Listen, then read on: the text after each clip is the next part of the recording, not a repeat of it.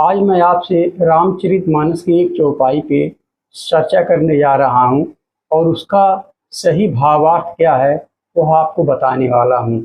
इस चौपाई को लेकर बहुत सारे कुंठित विचार वालों ने संसार में बहुत भ्रम फैलाया हुआ है और आपस में द्वेष, ईर्ष्या और जलन की भावना पैदा कर दिया है। पहले उस चौपाई को सुनते हैं, फिर उसका वास्तविक अर्थ मैं आपको बताने वाला हूँ। पूजहि विप्र सकल गुणहीना, शूद्र न पूजहि वेद प्रवीणा। पूजहि विप्र सकल गुणहीना, शूद्र न पूजहि वेद प्रवीणा।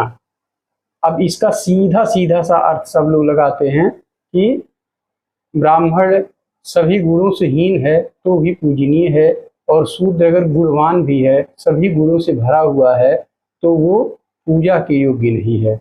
आज का समाज में कुंठित विचारधारा वाले जो एक दूसरे को लड़ाना चाहते हैं, वो सीधे सीधे इसको यही कह रहे हैं, और जो वास्तव में इसके ज्ञाता हैं, इसकी जानकारी इनको है, वो भी सही भावार्थ को समाज तक नहीं पहुंचा पा रहे हैं। उसका क्या रीजन है मैं नहीं जानता हूं, लेकिन मैं आज आपको ये बताना चाहता हूं, जो चीज़ें पद्य, छंद, दोहा, सोरठा, ये सारी चीज़ें जो होती है ना, इसका अर्थ नहीं होता है, इसका भावार्थ होता है, और जो चीज़ें गद्य में होती हैं उसका अर्थ होता है।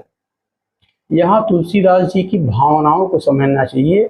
वो भी कलयुग में पैदा हुए थे, और जिस तरह आज हमारे बीच में समाज है, जिस तरह का आचरण लोगों का है, ऐसे ही आचरण उस समय भी हुआ करते थे।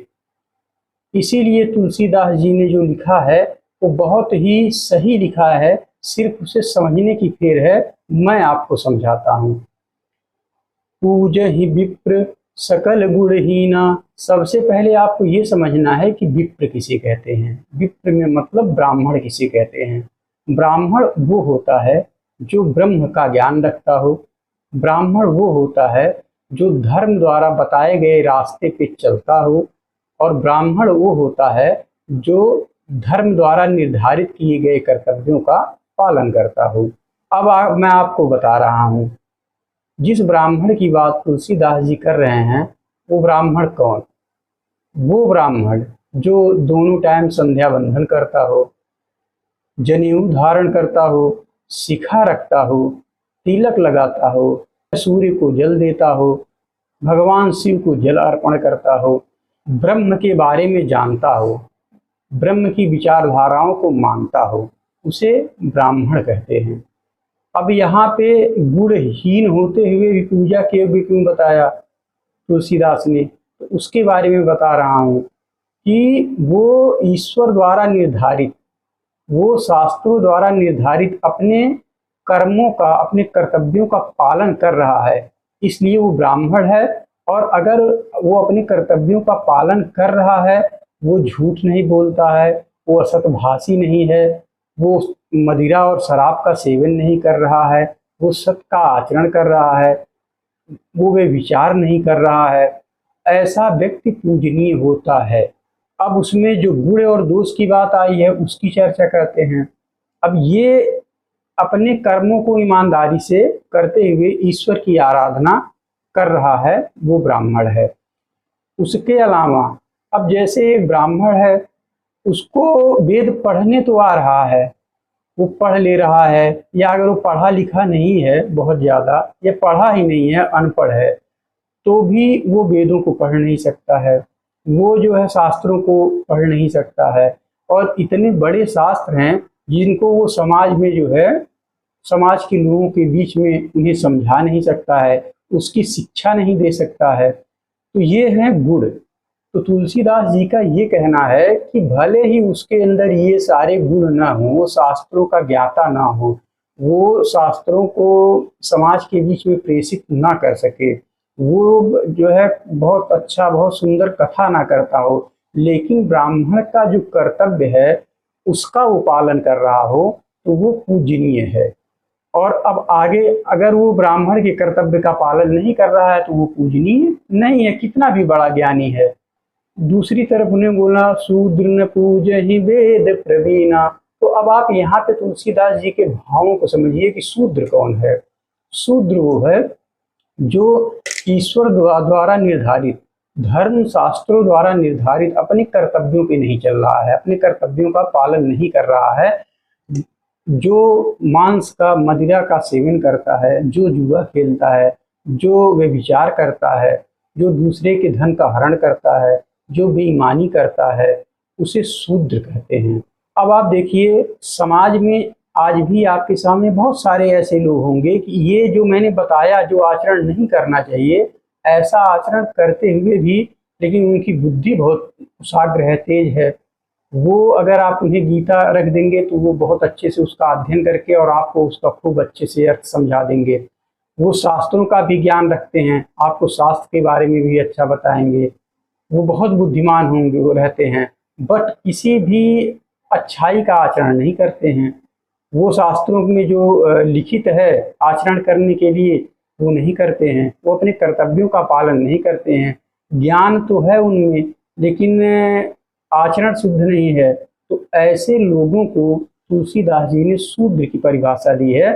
और वो ब्राह्मण भी हो सकते हैं, वो क्षत्रिय भी हो सकता है, वो शूद्र भी हो सकता है, वो वैश्य भी हो सकता है, वो किसी भी जाति का हो सकता है कि उसको ज्ञान बहुत है लेकिन उसका जो कर्तव्य है उस कर्तव्य का पालन नहीं कर रहा है। वो जुआ खेलता है, वो बेईमान है, वो झूठ बोलता है, वो पापी है, वो व्यभिचारी है, वो दूसरों की स्त्रियों की तरफ गंदे विचार से देखता है। ऐसे लोगों को शूद्र कहा है। तो अब आप बताइए कि इसमें तुलसीदास जी ने क्या गलत लिखा है। आपके पास बहुत सारे गुण हों लेकिन उसके साथ बहुत सारे अवगुण भरे हों, आप अपने कर्तव्यों के का सही से पालन ना करें तो आपकी पूजा कौन करेगा, आप पूजा के योग्य नहीं हैं। इसीलिए तुलसीदास जी ने लिखा है कि ब्राह्मण अगर गुण से हीन है लेकिन ब्राह्मणत्व पे है तो वो पूजनीय है, और शूद्र अगर सभी गुणों से भरा हुआ है तो वो पूजनीय नहीं है।